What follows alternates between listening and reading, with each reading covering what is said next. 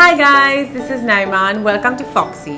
Today I'm going to show you and rather tell you and share with you 4 beauty hacks, tips, whatever you want to call them, that will be super helpful for you. One of the main ones is about corrective makeup. I'm not going into too much detail today, but I just want to tell you about how you can rectify a few things without changing the entire thing. So firstly is eyeliner. A lot of people feel like when they mess up their wing or something didn't go the way they planned, they have to remove the whole thing and kind of do it again. There's actually a way you can save it depending on how bad it is, and that is using a Q-tip that is your best friend. So I've gone a little weird on my eyeliner towards the corner.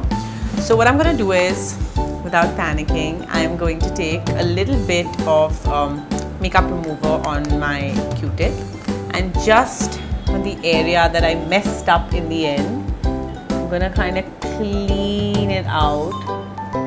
So this way I'm also sharpening my wing and taking out the little unwanted bit.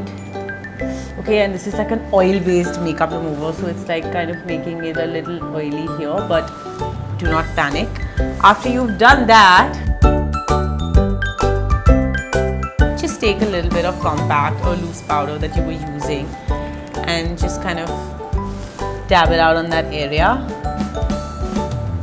So it'll completely mattify and you won't have to do your eyeliner again.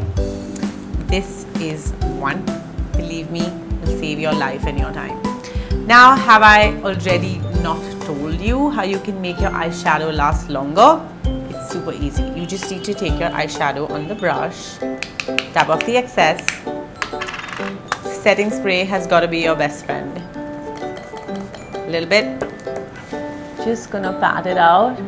I mean, I know eventually you're gonna like use setting spray and spray your face and stuff, but believe me, do this. You can always use the setting spray later, but this makes your eyeshadow stay on even longer. Like it just won't move. This is that. Also, I want to tell you about clumping of mascara. Clumping of mascara is very common, so whether it's on your own lashes or whether you've applied false eyelashes, mascara might clump, and especially if it's like waterproof thick mascara. So what you have to do is just, I don't know if you can see, but there's like a little bit of mascara clumping here in the corner. So I'm just kind of gonna take my spoolie, which looks like this, and just try to like curl out this bit and just separate my lashes, because when it clumps, your lashes kind of tend to stick together. I'm just gonna gently with the spoolie just like kind of comb it out and take out those clumps and separate each and every lash. Yeah, sometimes it can be a little tricky, especially when you're wearing false eyelashes, so be careful. See how easy was that? So you don't have to panic and take everything out and whatever. Anyway, my last tip for the day is sometimes when we're finishing off our entire look, we end up putting a lot of blush. It's normal, it happens. Like on the brush, it may not seem that much. That's why it's so important that when you take blush on your brush, you should always dab off the excess and then apply it. No worries. So once you've done that, and if you feel like your blush is too much, you might just take this makeup remover tissue and tend to like pull it out, but that might kind of blotch your face.